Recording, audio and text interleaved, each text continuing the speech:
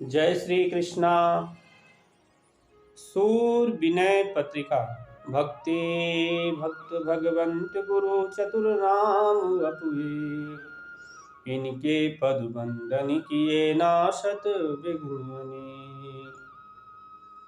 सूरदास जी सूर विनय पत्रिका में लिखते हैं, सोई भलो जो राम ही गावे, सो पिछौ श्रेष्ठ होत पद सेवत, बिन गोपाल दुज जन्म न भावे। वाद विवाद यज्ञ व्रत साधन, कि तहु जाय जन्म डहकावे। होई अटल जगदीश भजन में, अनायास चारु फल पावे। कहूँ ठौर नहीं चरण कमल बिनु भृंगी, जो दसहों दिस ध्यावे। सूरदास प्रभु संत समागम, आनंद अभय निशानु बजावे। आनंद अभय निशानु बजावे। सूरदास जी कहते हैं, भला सोई भलो जो राम ही गावे। सूरदास जी कहते हैं कि भला वही है जो भगवान श्री राम के गुणों का गुणगान करता है। कहते स्वपिछौ श्रेष्ठ होत पद सेवत, बिनु गोपाल दुज जन्म न भावे। कहते हैं कि श्री हरि के चरणों की सेवा में लगने पर चंडाल भी श्रेष्ठ हो जाता है, अर्थात सत्कार योग्य हो जाता है। कहते हैं वही और गोपाल के भजन के बिना ब्राह्मण कुल में जन्म लेना भी शोभा नहीं पाता है।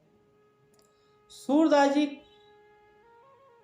के कहने का जो मतलब है वो है कि अगर स्वपच भी हो, कोई चंडाल भी हो और भगवान के गुणों का गुणगान करता हो तो वो सत्कार योग्य है।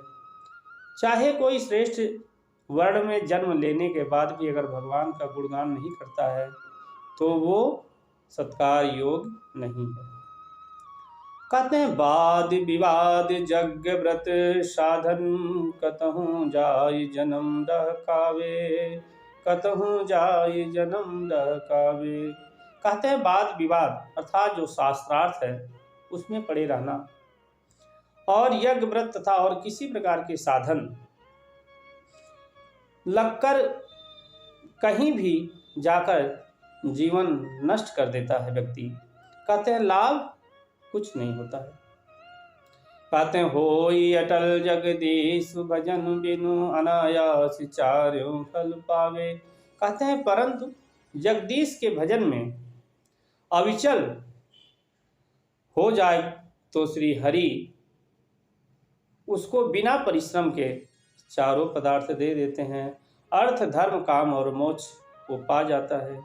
कहते कहूँ ठौर नहीं चरण कमल बिनु, भृंगी ज्यों दसहूँ दिस ध्यावे। भृंगी ज्यों दसहूँ दिस ध्यावे। कहते हैं चाहे भ्रमरी के समान दसों दिशाओं में दौड़ता रहे, परंतु भगवान के चरणों के बिना किसी को कहीं सुख नहीं मिलेगा, कहीं उसको शांति नहीं मिलेगी, वो शांति नहीं पा सकता है जीव। सूरदास प्रभु संत समागम, आनंद अभय निशान बजावे। आनंद अभय निशान बजावे। सूरदास जी कहते हैं कि संतों के संग में प्रभु को पाकर ही निर्भय होकर आनंद की दुदुम्भी बजा सकता है, क्योंकि संतों के संग रहने से भगवान का चिंतन होता है, भगवान के गुणों का गुणगान होता है, भगवान की कथाओं का श्रवण करने का मौका मिलता है। इसीलिए जो है सूरदास जी कहते हैं, सूरदास प्रभु संत समागम, अर्थात संतों के बीच में सारे गुणों का, सभी सुखों का भंडार भरा हुआ है। इसीलिए कहते हैं कि आनंद अभय निशानु बजावे। कहते हैं आनंद का जो दुदुम्बी है वो संतों के समागम में ही मिलती है। इसीलिए तुलसीदास जी भी कहते हैं कि संत समागम हरि कथा तुलसी दुर्लभ दो, सुतदारा लक्ष्मी पापी हूँ गृह। संतों का समागम मिल जाए तो अपना जीवन कल्याण हो जाए। जय श्री कृष्णा।